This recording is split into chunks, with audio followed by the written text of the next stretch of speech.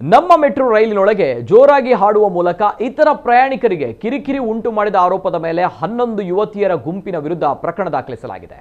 March 15ರ ರಾತ್ರಿ ಬೆಂಗಳೂರು ಅಂತಾರಾಷ್ಟ್ರೀಯ ಪ್ರದರ್ಶನ ಕೇಂದ್ರದಿಂದ ನಾಡಪ್ರಭು ಕೆಂಪೇಗೌಡ ಮೆಟ್ರೋ ನಿಲ್ದಾಣಕ್ಕೆ ಪ್ರಯಾಣಿಸ್ತಾ ಇದ್ದಾಗ ಈ ಘಟನೆ ಸಂಭವಿಸಿದ್ದು. ಸಂಗೀತ ಕಾರ್ಯಕ್ರಮವೊಂದರಲ್ಲಿ ಭಾಗವಹಿಸಿ ಮರಳುತ್ತಾ ಇದ್ದ ಯುವತಿಯರ ಗುಂಪೊಂದು ಮೆಟ್ರೋದಲ್ಲಿ ಜೋರಾಗಿ ಹಾಡು ಹಾಡಿ ನೃತ್ಯ ಮಾಡಿದೆ. ಇದರಿಂದ ಮೆಟ್ರೋದಲ್ಲಿದ್ದ ಇತರ ಪ್ರಯಾಣಿಕರಿಗೆ ತೊಂದರೆ ಉಂಟಾಗಿದೆ. ಕೆಲವು ಯುವತಿಯರು ಮೆಟ್ರೋ ಬೋಗಿಯ ನೆಲದ ಮೇಲೆ ಕುಳಿತು ಹಾಡು ಹಾಡಿದ್ದು, ಅದಕ್ಕೆ ಸಂಬಂಧಿಸಿದ ವಿಡಿಯೋ ಕೂಡ ವೈರಲ್ ಆಗಿತ್ತು. ನಂತರ ಕೆಲವು ಪ್ರಯಾಣಿಕರು ಇಳಿದು ಪ್ಲಾಟ್ಫಾರ್ಮ್ನಲ್ಲಿ ವಾಗ್ವಾದ ನಡೆಸಿದರು ಮತ್ತು ರೈಲಿನ ಬಾಗಿಲುಗಳು ಮುಚ್ಚದಂತೆ ಸ್ವಲ್ಪ ಸಮಯ ತಡೆದರು. ಈ ಬಗ್ಗೆ ಹಿರಿಯ ಪೊಲೀಸ್ ಅಧಿಕಾರಿಯೊಬ್ಬರು ಮಾಹಿತಿಯನ್ನು ಕೂಡ ನೀಡಿದ್ದಾರೆ. ಇನ್ನು ಘಟನೆ ನಂತರ ಭದ್ರತಾ ಸಿಬ್ಬಂದಿ ಮಧ್ಯ ಪ್ರವೇಶಿಸಿ ಪರಿಸ್ಥಿತಿಯನ್ನು ನಿಯಂತ್ರಣಕ್ಕೆ ತಂದಿದ್ದು, ಹಲವಾರು ನಿಲ್ದಾಣಗಳಲ್ಲಿ ಅದೇ ಗುಂಪು ಕಿರಿಕಿರಿ ಉಂಟು ಮಾಡಿದೆ. ಹೊಯ್ಸಳ ಗಸ್ತು ತಂಡದ ಬೆಂಬಲದೊಂದಿಗೆ ಮೆಟ್ರೋ ಭದ್ರತಾ ಸಿಬ್ಬಂದಿ ಮತ್ತು ಗೃಹರಕ್ಷಕ ಸಿಬ್ಬಂದಿ ಯುವತಿಯರನ್ನು ಗುರುತಿಸಿ ಬಂಧಿಸಿದ್ದು, ಅವರು ತಮ್ಮ ಕೃತ್ಯಗಳಿಗೆ ಕ್ಷಮೆಯಾಚಿಸಿದ ನಂತರ ಅವರನ್ನು ಬಿಡುಗಡೆ ಮಾಡಲಾಯಿತು.